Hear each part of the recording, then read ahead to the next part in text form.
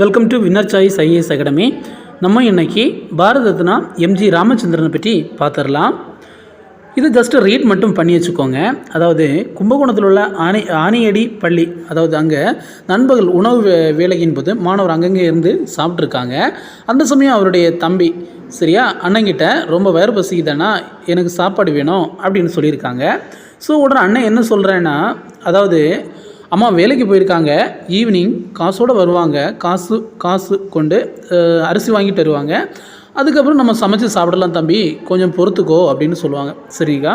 So அந்த தம்பி நாளடைவில் பார்த்திங்கன்னா அவங்க தாங்க நம்ம நாட்டினுடைய அதாவது நம்ம தமிழ்நாட்டினுடைய முதலமைச்சராக இருக்கார்.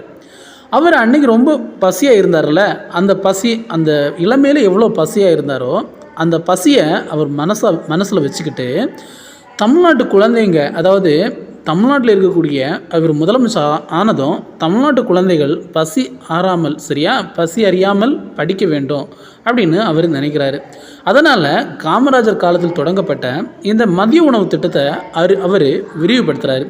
எப்படி விரிவுபடுத்துகிறாருன்னா, குழந்தைகளுக்கு காய்கறிகள், பருப்பு, இப்படிப்பட்ட உணவு இது எல்லாமே உணவு கூட வழங்கணும். அதாவது நம்மளுடைய எம்ஜிஆர் என்ன கொண்டு வர்றாருன்னா, மதிய சத்துணவு திட்டத்தை கொண்டு வராரு. சரியா. அதாவது சத்துணவு திட்டத்தை கொண்டு வந்தது யாருன்னு கேட்டால் எம்ஜிஆர். மதிய உணவு திட்டத்தை கொண்டு வந்தது நம்மளுடைய காமராஜர். அடுத்து பாருங்கள், இவர் என்னென்ன பேர்கள்லாம் சிறப்பிக்கிறாங்க அப்படின்னா, புரட்சி தலைவர் எம்ஜிஆர் அப்படின்னு இவரை அழைக்கிறாங்க. எம்ஜி ராமச்சந்திரன். இவரை எந்த பேரில் அழைக்கிறாங்கன்னு கேட்டால் புரட்சி தலைவர் எம்ஜிஆர் அப்படின்னு அழைக்கிறாங்க. இனி அடுத்து பாருங்கள், புரட்சி நடிகர். அதாவது எம்ஜிஆர் வறுமையின் கொடுமையை நன்கு உணர்ந்தவர். வறுமை காரணமாகவே அவருடைய அண்ணனும் பள்ளி படிப்பை தொடர முடியாமல் என்ன செய்கிறாங்கன்னா நாடக குழுவில் சேர்றாங்க. நாடகங்களில் சிறு சிறு வேடங்கள் நடிக்க தொடங்குறாங்க. அடுத்தது எம்ஜிஆர் தனது நடிப்பாற்றலால் நாடக குழுவின் முதன்மை நடிகராக அவர் உயர்றாரு. அதுக்கப்புறம் எம்ஜிஆர் திரைப்படத்துறையில் நுழைகிறாரு. நாடகத்துறையை போல தான் இந்த திரைத்துறையிலையும் முதல்ல சிறு சிறு வேடங்களில் நடிக்க தொடங்கி விரைவிலேயே கதாநாயகனாக உயர்ந்திருக்காரு.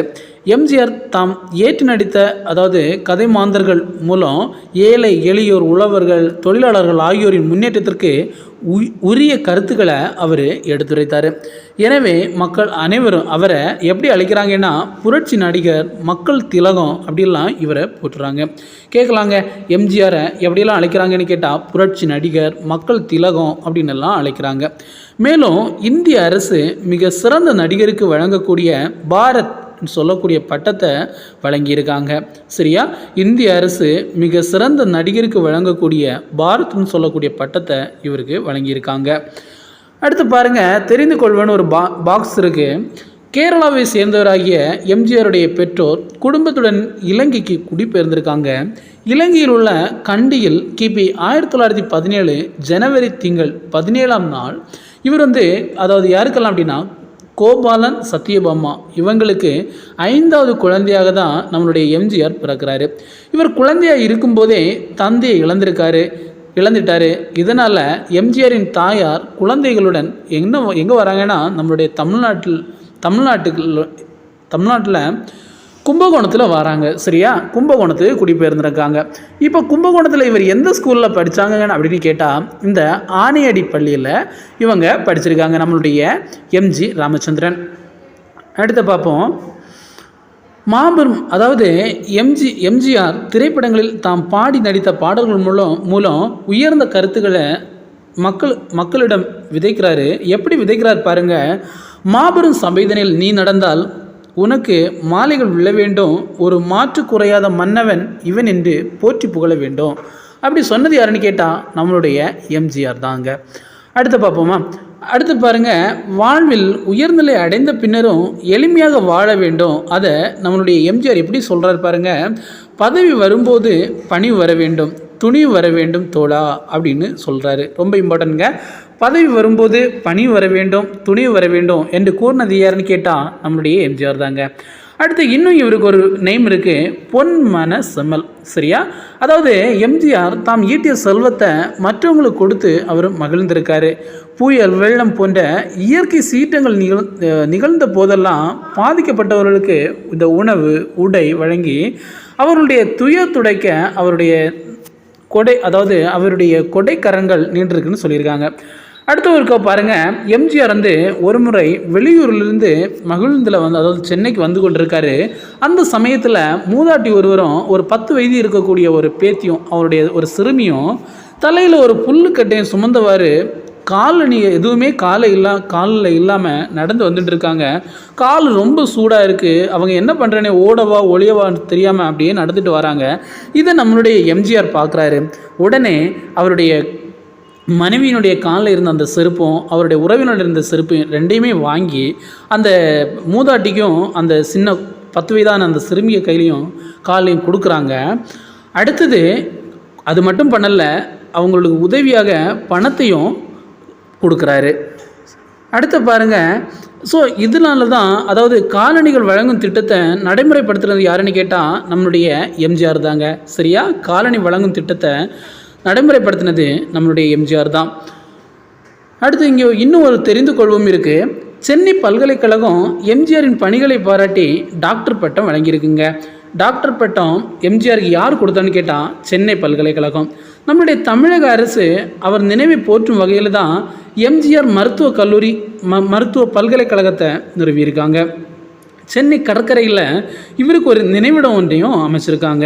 நம்மளுடைய இந்திய அரசு உயரிய விருதான பாரத ரத்னாவை, அதாவது இந்திய மாமணி, சரியா, இந்த விருதை 1988 வழங்கியிருக்காங்க. எம்ஜிஆர் ஒரு முறை படப்பிடிப்புக்காக காஷ்மீருக்கு சென்றிருக்காரு. அங்கிருந்த இந்திய படவீர சங்கத்தினர் தமது சங்க விழாவுக்கு எம்ஜிஆர் வருகை தர வேண்டும் அப்படின்னு கேட்டிருக்காங்க. அதுக்கு ஒப்புக்கொண்ட ஒப்புக்கொண்ட அவர் அந்த சங்கத்துக்கு நன்கொடை வழங்க விரும்புகிறாரு. ஆனால் அவர்கிட்ட எந்த ஒரு காசுமே இல்லை. எனவே அங்கிருந்த தமிழ்நாட்டு தொழிலதிபர் ஒருவரிடம் ஒரு பெரிய தொகையை அவர் கடனாக பெற்று அதனை நன்கொடையாக வழங்கியிருக்காரு. அடுத்து அவர் சென்னை திரும்பியதும் முதல் வேலையாக தன் வாங்கிய கடனை அவர் அப்படியே திரும்ப கொடுக்குறாருங்க. இதன் மூலம்தான் அவர் பொன்மன செம்மல் என்று மக்கள் அனைவரும் அவரை அழைக்கிறாங்க. அடுத்த பார்ப்போமா, சமூக நலத்திட்டம். எம்ஜிஆர் தமிழக முதலமைச்சராக இருந்தபோது ஏழை எளிய மக்களுடைய வாழ்க்கை தரம் உயர பாடுபட்டிருக்காரு. உழவர்களுடைய கடன் தள்ளுபடி, ஏழை மக்களுக்கான வீட்டு வசதி திட்டம், ஆதரவற்ற மகளிருக்கான திருமண உதவி திட்டம், தாய் சேய் நல இல்லங்கள், பற்படி வழங்கும் திட்டம், நலிவடைந்த பிரிவை சேர்ந்த மாணவர்களுக்கு பாடநூல் வழங்கும் திட்டம், முதியோருக்கு உதவித்தொகை வழங்கும் திட்டம், வேலைவாய்ப்பு அற்றவர்களுக்கு உதவித்தொகை வழங்கும் திட்டம், இது போன்ற பல திட்டங்களை இவர் அறிமுகப்படுத்தியிருக்காரு. அடுத்து பாருங்கள், தமிழ் வளர்ச்சி பணிகள். அதாவது தந்தை பெரியார் உருவாக்கிய எழுத்து சீர்திருத்தங்கள் சிலவற்றை இவர் நடைமுறைப்படுத்தியிருக்காருங்க. மதுரை மாநகரில் 5ஆம் உலக தமிழ் மாநாட்டை சிறப்பாக நடத்தினது நம்மளுடைய எம்ஜிஆர் தான். தஞ்சையில் 1000 ஏக்கர் பரப்பளவில் தமிழ் பல்கலைக்கழகத்தை தோற்றுவித்ததும் நம்மளுடைய எம்ஜிஆர் தான். அடுத்து இன்னும் இருக்குது பாருங்கள், தெரிந்து கொள்வோம். அதாவது எம்ஜிஆர் நூற்றாண்டு விழாவை ஒட்டி, அதாவது 2017-2018 தமிழக அரசால் சென்னையிலையும் மதுரையிலையும் பேருந்து நிலையங்களுக்கு எம்ஜிஆர் பெயர் சூட்டப்பட்டிருக்கு. இனி இந்திய அரசு சென்னை சென்ட்ரல் ரயில் நிலையத்திற்கு புரட்சி தலைவர் டாக்டர் எம்ஜி ராமச்சந்திரன் மத்திய ரயில் நிலையம்னு பெயரை மாற்றியிருக்காங்க. அடுத்து பாருங்கள், பொன்மன செம்மலாக வளர்ந்து மக்கள் திலகமாக உயர்ந்து புரட்சி தலைவராக மக்கள் மனதில் நீங்காத இடம்பெற்றது நம்மளுடைய எம்ஜிஆர் தாங்க. ஸோ இந்த லெசன் ரொம்ப இம்பார்ட்டண்டான லெசன். அனைவரும் முழுவதுமே நல்லதாக படிங்க. தேங்க்யூ. அடுத்த வீடியோவில் சந்திக்கலாம். நன்றி.